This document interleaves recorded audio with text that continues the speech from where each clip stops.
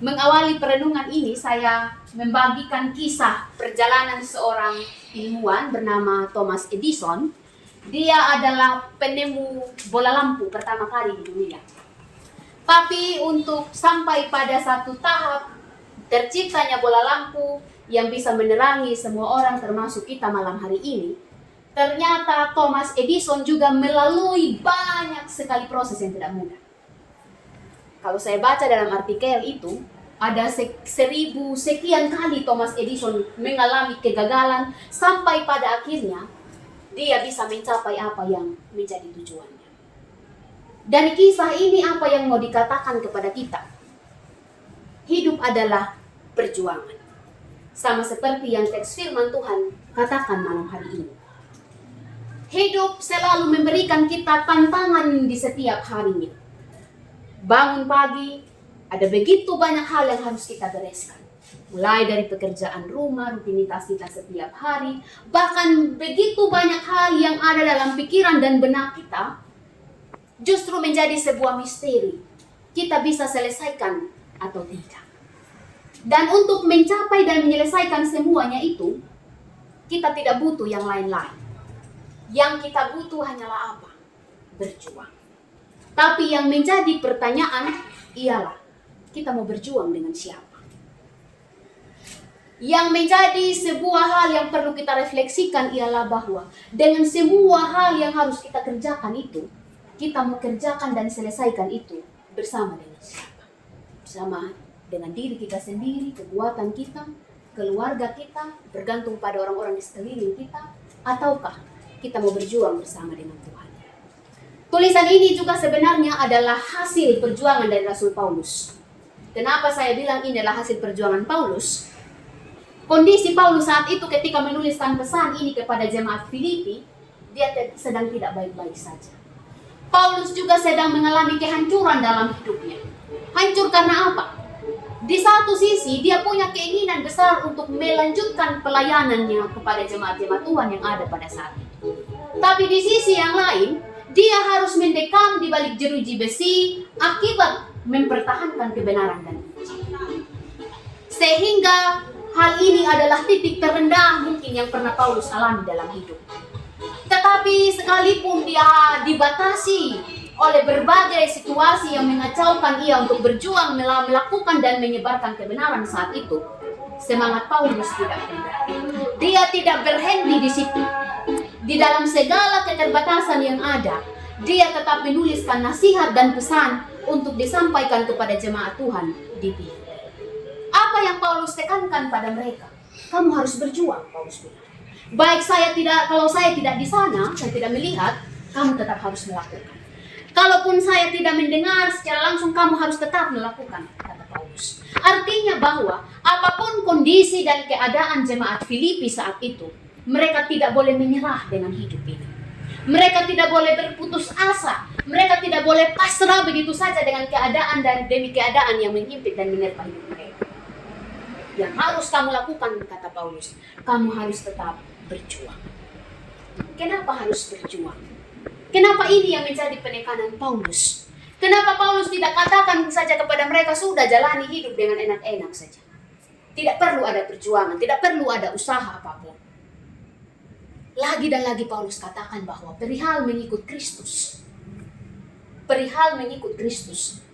itu adalah sebuah hal yang juga harus diperjuangkan, bahkan sampai menderita. Dalam teks dikatakan mengikut Kristus tidak mudah, mungkin harus menderita, mungkin harus diterpa angin badai, kadangkala harus sampai terjatuh. Tapi kata Paulus, bangkit lagi, berjuang lagi, berusaha lagi, dengan terus menjaga kesatuan hati satu dengan yang lain. Perjuangan yang Paulus katakan di sini bukan perjuangan asal jadi, bukan perjuangan yang sembarang-sembarang, bukan. Tapi perjuangan yang dia katakan di sini berjuang dengan selalu berpadanan pada Injil Kristus. Artinya bahwa kita berjuang, hati kita, fokus kita, konsen kita harus tetap pada Kristus. Kita berjuang bukan untuk setelah berjuang mendapatkan hasil lalu kita puas dan senang, bukan. Tapi bagaimana dalam perjuangan itu kita mau berhasil atau gagal, Tuhan tetap dipermuliakan. Itu yang Paulus mau tekankan. Karena itu Bapak Ibu, saudara-saudari yang terkasih dalam Tuhan Yesus Kristus, Perjuangan hidup kita setiap hari mungkin berbeda-beda. Ketika bangun pagi, ada yang memikirkan bagaimana pekerjaan rumah dia bisa beres. Bangun pagi ada yang memikirkan bagaimana ini utang piutang bisa dilunaskan. Bangun pagi ada yang berpikir bagaimana cara menyekolahkan dan memfasilitasi anak-anak dalam studi pendidikan. Harus bekerja, harus berusaha sedemikian rupa. Bangun pagi ada yang harus berpikir bagaimana dia bisa pulih dan sembuh total dari sakit penyakitnya, dari kemerosotan fisiknya oleh karena berbagai faktor-faktor yang terjadi.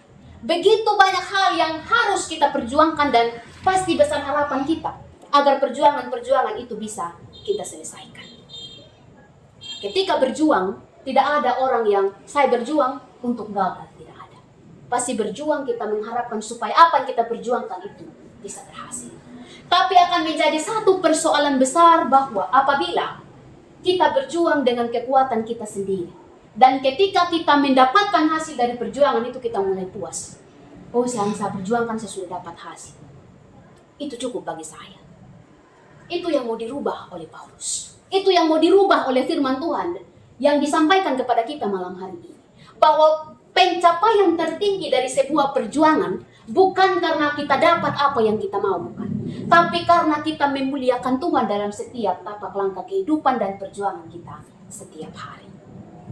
Perjuangan kita kadangkala mungkin tidak 100% berjalan dengan mulus. Kita berhadapan dengan berbagai tantangan, persoalan. Kadang kita pikir yang kita perjuangkan itu adalah hal yang terbaik. Tapi bisa jadi itu tidak dihargai oleh orang lain. Tapi bisa jadi itu dianggap sepele oleh orang lain. Menghasilkan makanan yang 4 sehat 5 sempurna di atas meja mungkin kita butuh perjuangan. Tapi kadangkala kalau hanya sekedar kurang garam saja orang bisa kritik. Itu artinya bahwa perjuangan itu tidak selalu seperti yang kita mau. Tapi yang mau dikatakan firman Tuhan bagi kita ialah bahwa bagaimanapun hasilnya, yang penting kita sudah berjuang. Yang penting kita sudah berusaha. Dan dalam usaha dan perjuangan itu, ada Tuhan yang selalu kita andalkan.